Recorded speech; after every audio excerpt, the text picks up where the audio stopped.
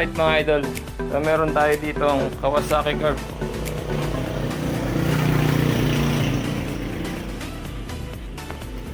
So ngayon mga idol, konting ano lang dito, modification lang yung gagawin.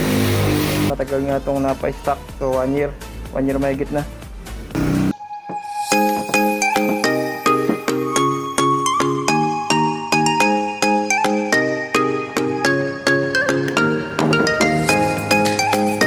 Okay, susiyan natin.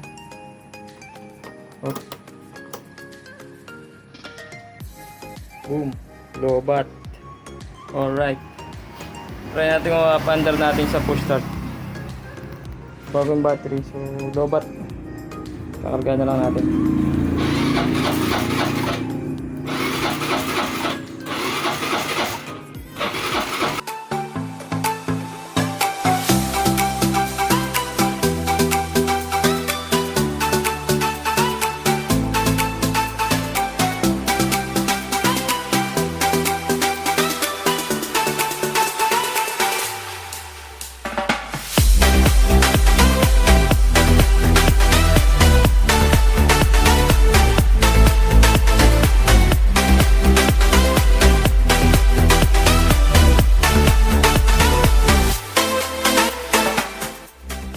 Ayun o, punit. So kaya siguro hindi makahigop yung vacuum kasi butas. So hangin lang yung nahihigop niya, hindi gasolina. Alright.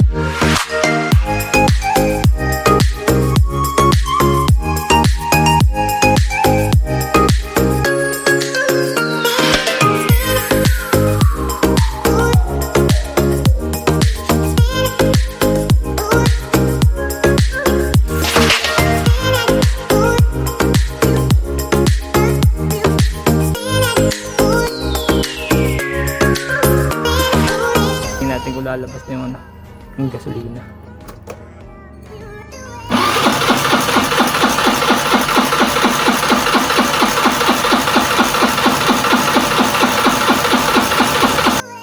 So papalitan ko yung hose na to para ma-check natin kung okay yung vacuum or yung pump.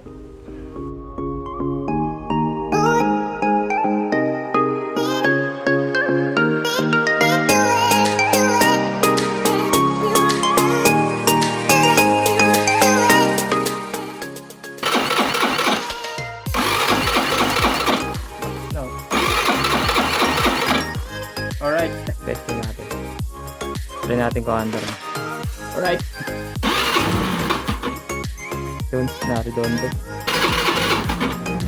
Chok natin. Under na.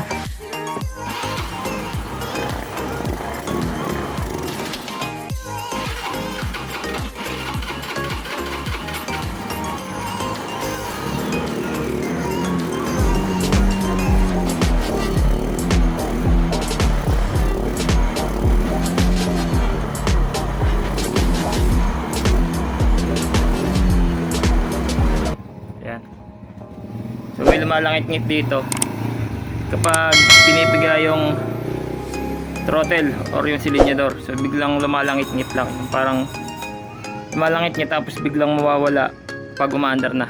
So pag yung ano lang, yung arangkadang bigla. So yun, check ko dito sa bell niya tsaka sa clutch, baka ano, yun lang ang problema pag yung biglang kapit ng clutch. So yun ang lumalangit-ngit. Pakita ko sa inyo kung alin yung tumutunog. So ito, paandarin natin.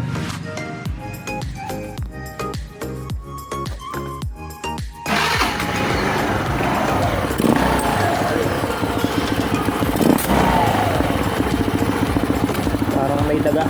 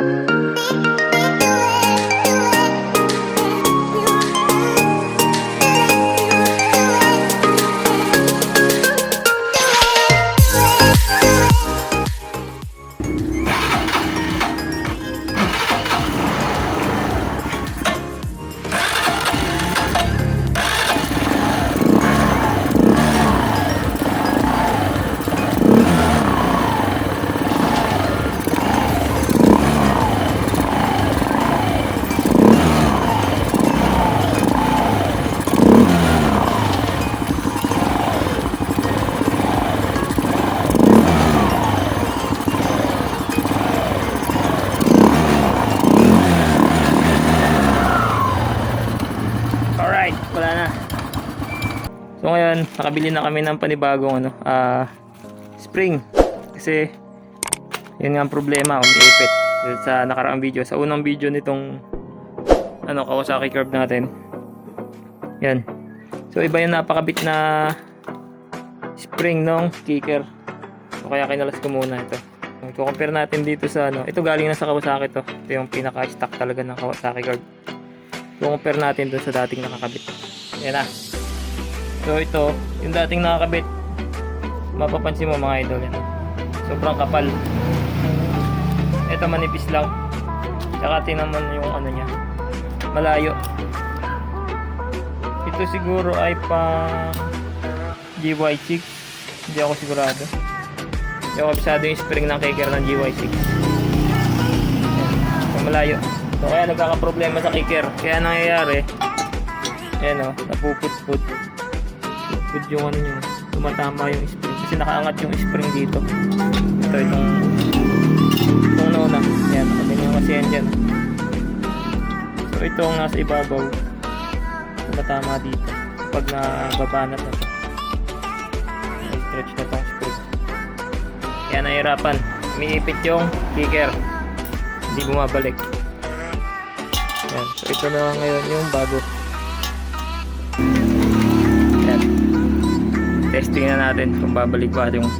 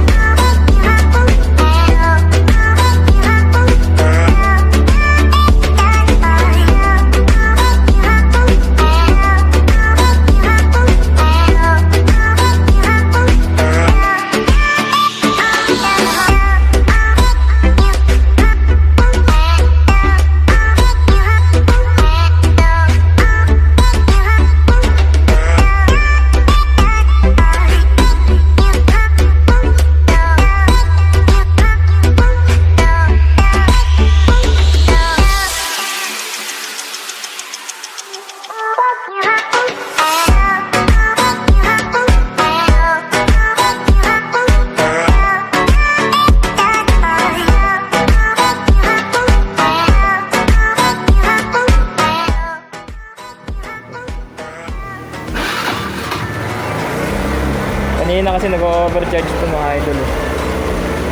So yun, maabot ng 15.9, maabot pa ng 16.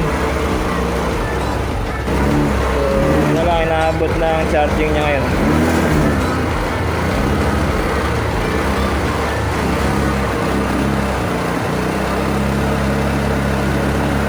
.3. Yun, alright.